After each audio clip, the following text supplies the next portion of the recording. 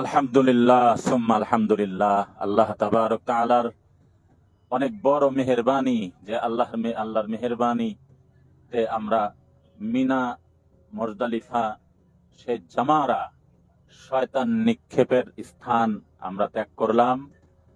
আমরা পর্যায়ক্রমে আরাফাতের ময়দান, মুজদালিফা, মিনা, এরপরে সবচাইতে স্মরণীয় স্থান টপ টু বটম সবাই জানেন যে হযরতে ইব্রাহিম আলাইহিস সালাম তার আপন সন্তান ইসমাঈল আলাইহিস সালামকে কোরবান করেছিলেন, যেখানে সেইখানে এখনো সৌদি সরকার সংরক্ষিত করে রেখেছেন।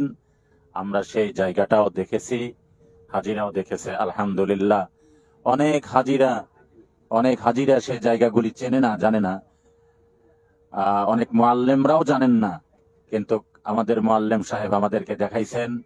এরপরে সবচাইতে মজার আরেকটা বিষয়, সেটা হচ্ছে বাদশাহ হারুন আর রশিদের স্ত্রী সেই মিশর থেকে আরাফাতের ময়দান পর্যন্ত, মিনা পর্যন্ত যে নহর করে দিছিলেন, তার দেনমোহরের টাকা ইনভেস্ট করে পানির নহর করে দিছিলেন।